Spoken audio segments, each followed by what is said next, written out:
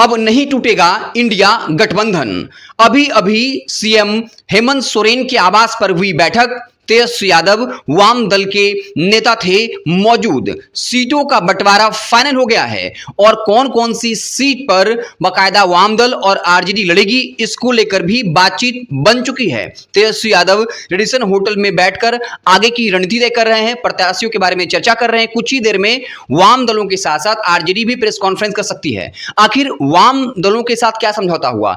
वाम दलों को 4 सीटें मिल सकती हैं, जिनमें से एक बगोदर, जहां से विनोद सिंह विधायक हैं, काफी लोकप्रिय हैं, अपने विनम्र स्वभाव के लिए जाने जाते हैं, ग्राउंड पर काफी मजबूत पकड़ है और कहा जाता है कि वो सीट एक तरह से इंडिया गठबंधन के लिए सेफ सीट है। इसके अलावा निरसा से अरूप चटर्जी पूर्व विधायक हैं, वो वहां से चुनाव लड़ेंगे। इसके अलावा राजधनबार, जहां से बाबूलाल मरांडी चुनाव लड़ रहे हैं, वो सीट वाम दल के खाते में जाएगी और एक सीट जो है वो सिंदरी होगी। यानी बगोदर, राजधनबार, निरसा और सिंदरी 4 सीटें जो हैं वो वाम दलों के खाते में गई हैं। कुछ ही देर में इसका ऐलान हो सकता है। कल जिस तरह से खबरें आई वो इंडिया गठबंधन के लिए बुरी खबर थी। आरजेडी ने अकेले चुनाव में जाने का ऐलान कर दिया था और आज 11 बजे तक का अल्टीमेटम दिया था। अब मनोज झा का वो प्रेस कॉन्फ्रेंस निरस्त कर दिया गया और अब एक नए सिरे से आरजेडी की तरफ से भी प्रेस कॉन्फ्रेंस हो सकता है और ये बताने की कोशिश होगी कि हम लोग मजबूती के साथ एनडीए का मुकाबला करने को तैयार हैं, क्योंकि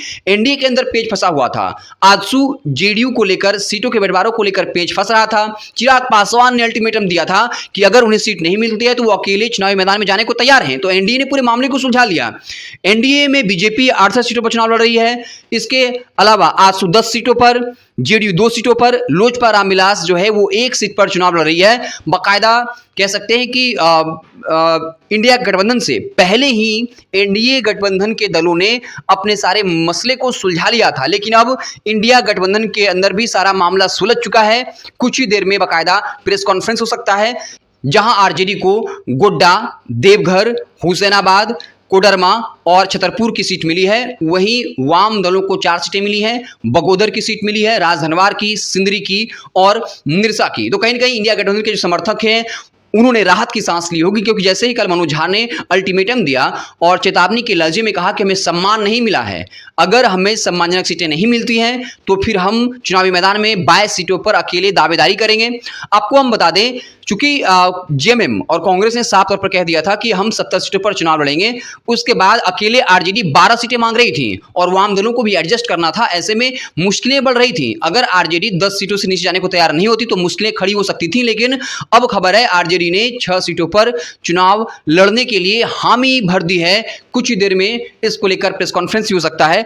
अब इसकी आधिकारिक ऐलान होना बाकी है। जैसे ही प्रेस कॉन्फ्रेंस होगा हम भी वो आप तक वो तमाम बातें जो हैं आप तक पहुंचाएंगे। देखते रहें वेब समाचार। आपको हमारी खबर अच्छी लगी हो तो चैनल को सब्सक्राइब कर लें, वीडियो को लाइक कर लें। बहुत बहुत धन्यवाद।